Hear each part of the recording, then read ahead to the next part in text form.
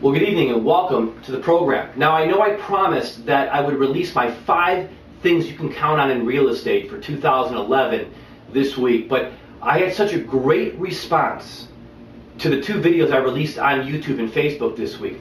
If you were on my Facebook page or my YouTube channel, you saw the 2 videos I released, New Orleans condo projects, part 1 and part 2. Part 1 being the before, part 2 being the after.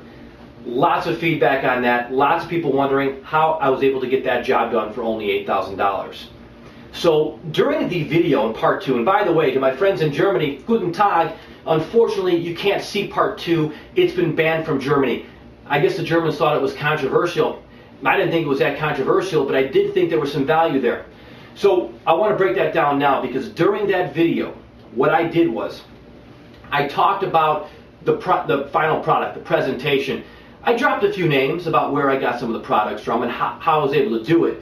But the focus of that video was on the final product, which I think it should have been.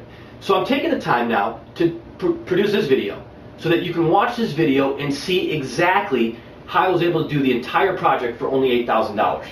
So let's get started here. What I did was I took the basic principles of a project when it comes to real estate. And those basic principles are planning, materials, and labor. Let's break those down right now. So we go here, and we look at this right up on the board. Planning, materials, and labor. Let's start with planning. Planning is extremely important. The first plan that you have to have is your budget. My budget was $8,000. Now, this is a place that's very sensitive and can definitely cause a lot of damage. I've seen everybody from Donald Trump to Bill Rancic to everybody go over their budgets because they put a budget down and materials, labor costs just exceeded, and sometimes way beyond what that budget was.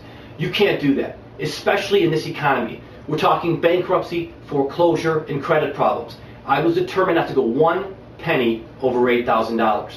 So once I did that, I walked through my condo room by room, taking notes of what this condo needed to look like to get it into presentable condition that I wanted it to be for rent or for sale. Now, some rooms, like the living room and the dining room, required only a minor drywall repair, paint, and flooring, and maybe a light fixture or 2.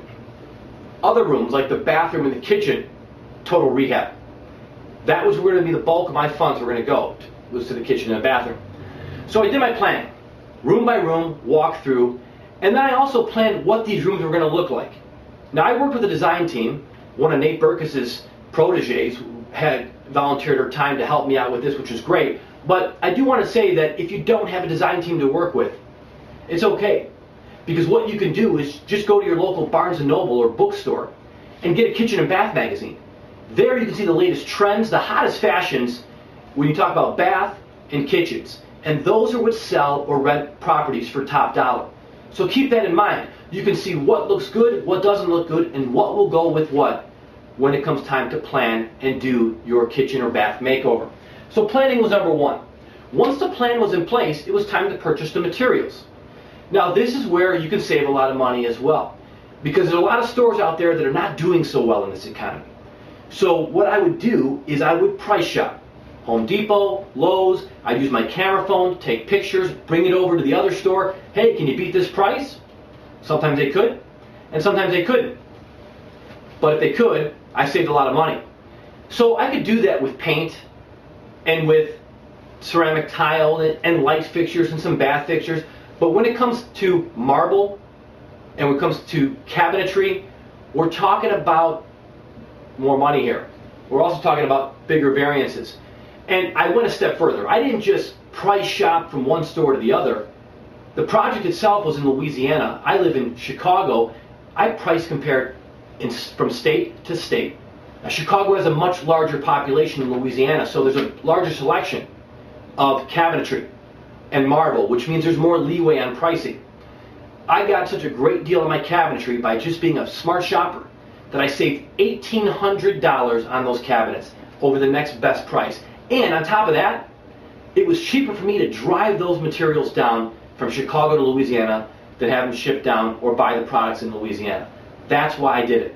So I brought down the cabinets, the cabinet hardware, the marble for the bath floor, and the marble for the shower wall, along with a few other things.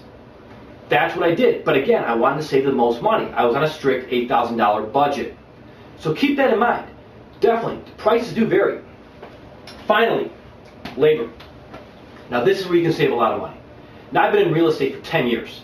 And I'll tell you this, I did not make as much money in real estate in 2010 as I did in 2005.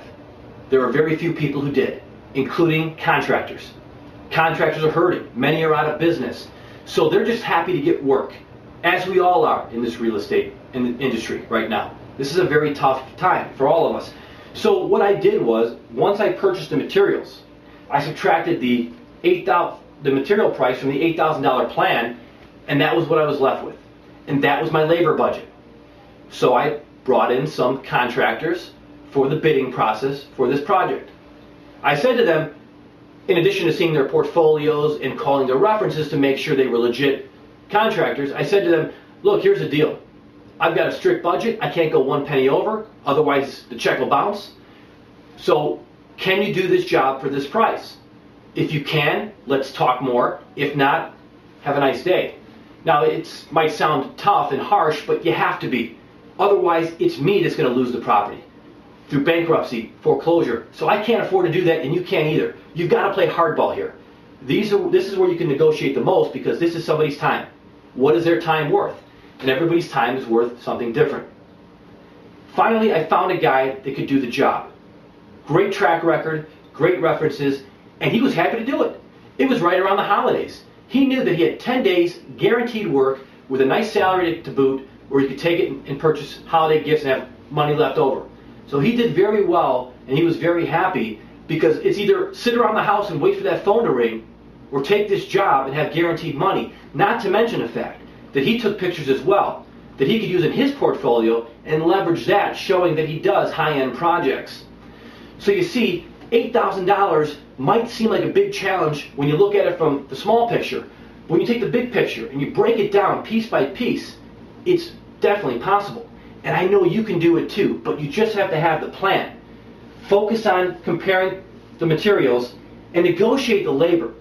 If you don't negotiate because you feel sorry for the person or you don't want to hurt their feelings, maybe this business isn't for you.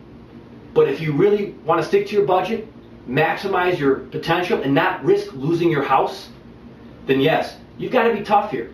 And I hope this video gave you an idea of what you need to do to really make it in this particular marketplace. We're in a tough market, in a tough economy right now. We've got to adapt. The sooner we do, the better off we'll be. Thanks and have a great day.